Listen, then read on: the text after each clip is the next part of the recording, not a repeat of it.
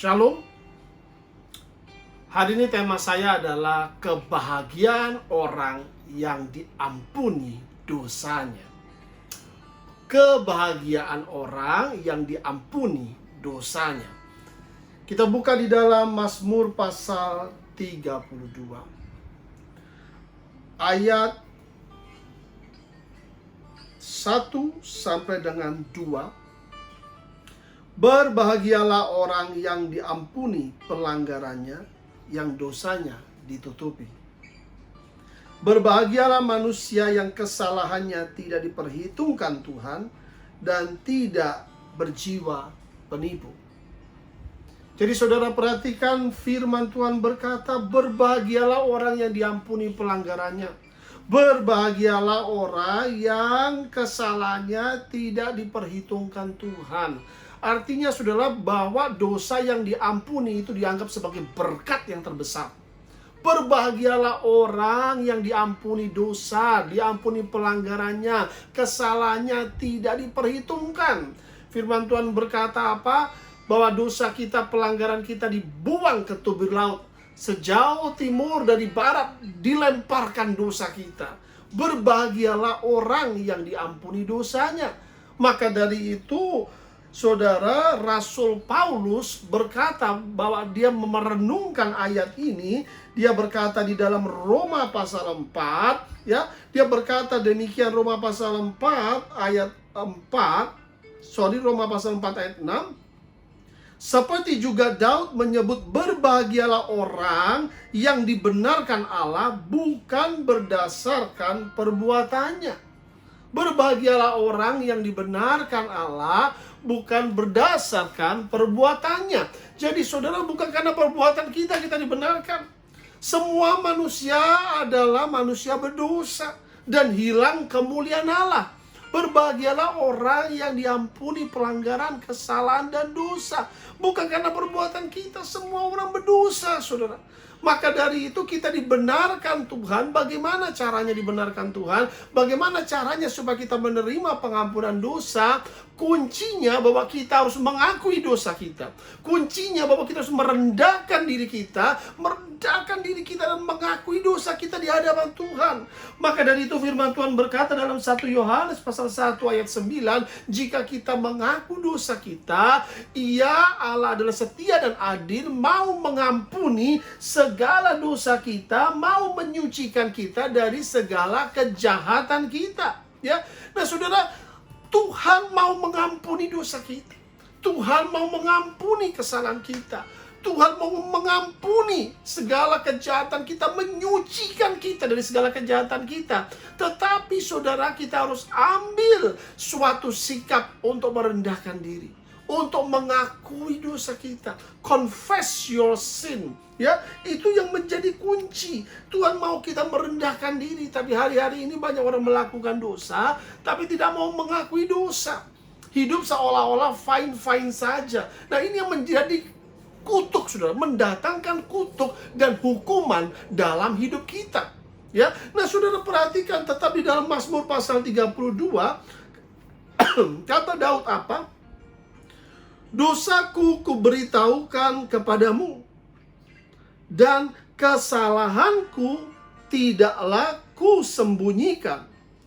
Aku berkata, aku akan mengaku kepada Tuhan pelanggaran-pelanggaranku, dan Engkau mengampuni kesalahan karena dosaku.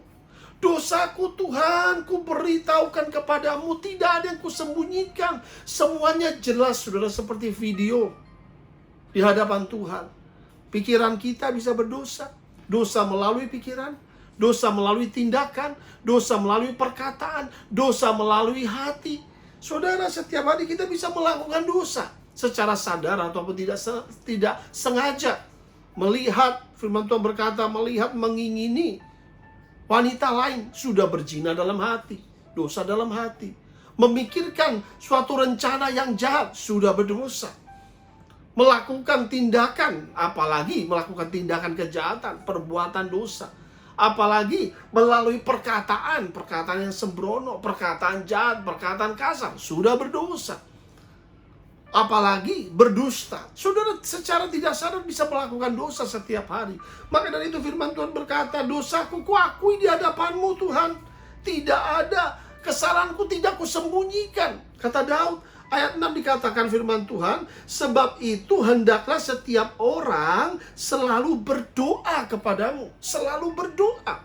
Ya, selagi engkau dapat ditemui, sesungguhnya pada waktu banjir besar terjadi, itu tidak melandanya. Ayat 7, engkaulah persembunyian bagiku terhadap kesesakan. Engkau menjagaku, engkau mengelilingku, sehingga aku luput dan bersorak. Saudara, kalau kita mengaku dosa, Tuhan akan membentengi kita. Tuhan akan memberkati kita. Karena dosa kita diampuni, pelanggaran kita, kesalahan kita tidak diperhitungkan lagi. Sehingga Tuhan akan membentengi kita. Dikatakan jika pada saat banjir besar terjadi, banjir besar itu berbicara bencana. Banjir besar itu bisa berbicara mengenai pandemi, bicara mengenai wabah. Tapi firman Tuhan berkata, engkau akan diluputkan. Engkau akan diluputkan dari kesesakan. Engkau akan diluputkan dari bahaya. Sebab Tuhan akan mengelilingi engkau. Dia akan menjadi tembok perlindungan, benteng perlindungan bagi kita.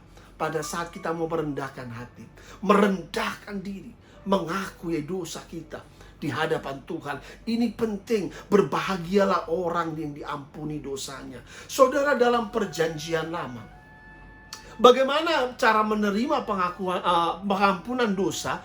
Coba kita lihat di dalam firman Tuhan, di dalam Imamat.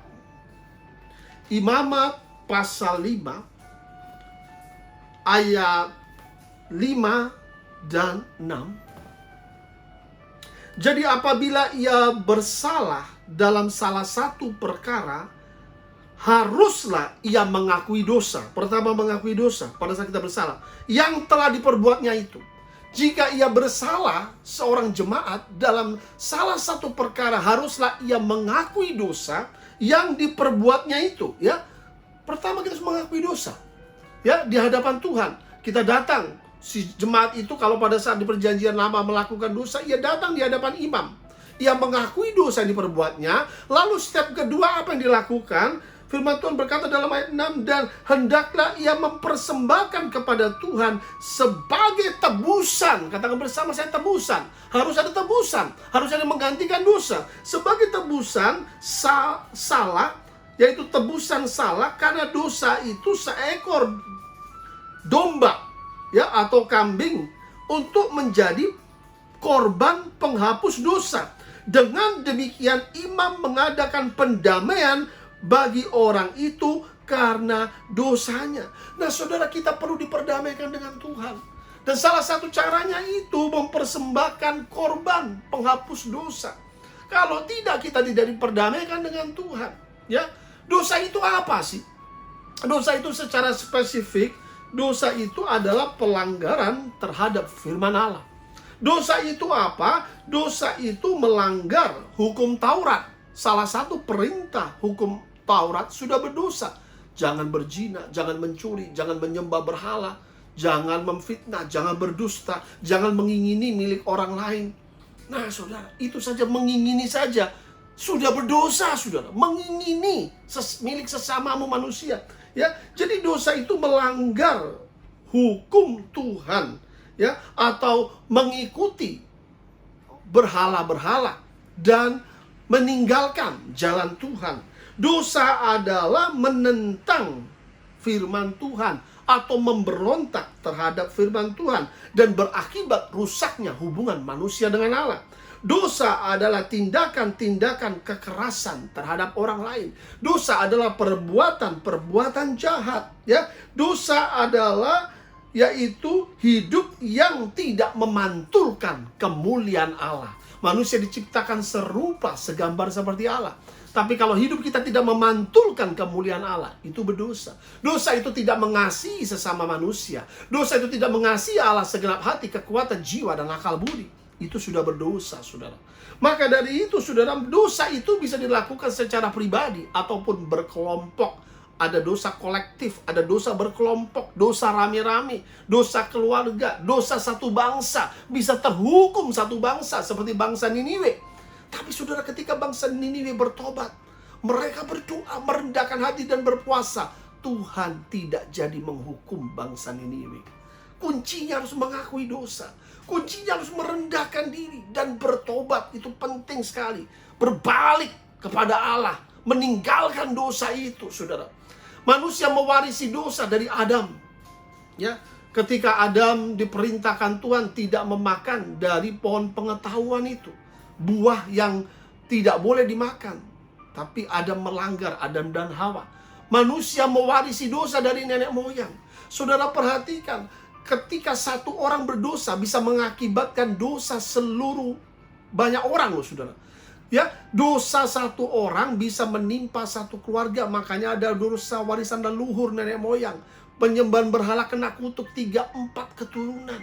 Saudara perhatikan, Korah, Abiram, Datan, ketika mereka berdosa, satu keluarga dihukum. Ya, terbuka bumi itu, sudah terbuka tanah, sehingga satu keluarga masuk dunia orang mati. Satu keluarga. Banyak kali sudah, ketika seorang imam berdosa, seorang kepala keluarga berdosa, satu keluarga masuk dalam hukuman. Saudara, hati-hati dengan dosa. Maka dari kita harus merendahkan diri di hadapan Tuhan. Ya, nah, saudara, dalam perjanjian lama ada korban penebus kesalahan.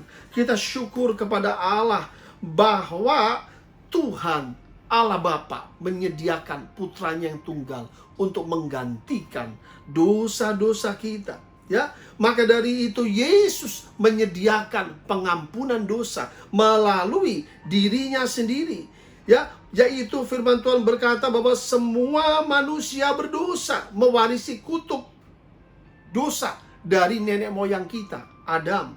Dengan kematian Yesus, Allah menyingkirkan kuasa dosa. Ini dahsyat, saudara. Ya, karena ia dikurbankan. Ya, ia dikurbankan untuk menebus segala dosa-dosa kita. Yesus membayar tebusan bagi dosa-dosa kita. Yesus membayar sebab ia menderita. Ia menyerahkan diri sebagai korban penebus kesalahan. Suatu perjanjian baru. Inilah darahku untuk pengampunan dosa, kata firman Tuhan. Ia menyucikan kita dari segala dosa.